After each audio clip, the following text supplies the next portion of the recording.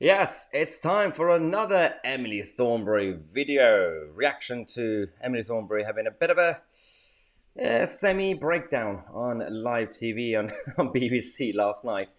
I'm not really sure what happened here, but I'm going to show you this interview. This is about the British Bill of Rights and the Shadow Attorney General, Emily Thornberry's reaction to it. By the way, Shadow Attorney General, Emily Thornberry. Yeah, that's a real thing. Yeah.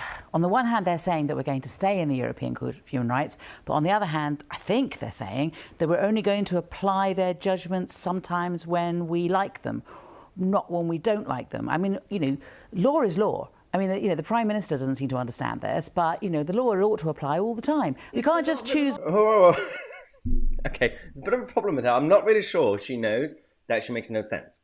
Because there is an argument, and she's going to mention it, which is a good point, about the ECHR. We're going to be doing British Bill of Rights whilst we're still a member of the ECHR. The idea of this Bill of Rights is to override it. Ideally, people like us, most of us, want to leave the ECHR. That will be a lot more simpler. It's actually common sense.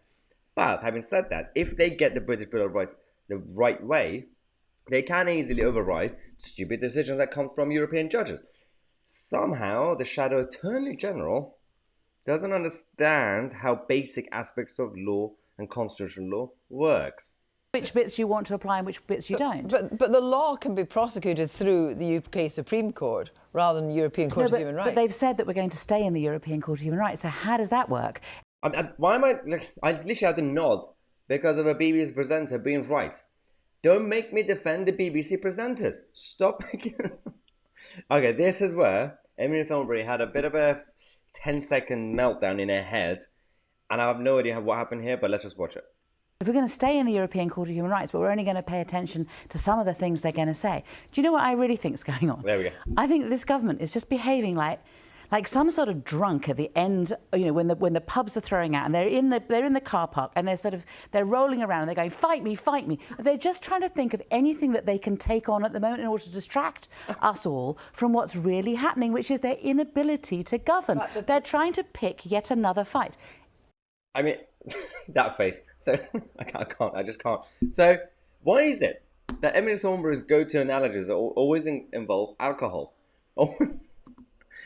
Make no sense, by the way. I know what she was trying to do and say, but because her brain malfunctioned for a second, she decided to go completely abstract. If you want to be Shadow Attorney General, which is basically your ambition is to become an actual, real-life, grown-up minister and Attorney General for a Labour government, you need to know the basic aspects of law, and you need to know how to actually form an opinion and an argument that is straightforward. No, what was that?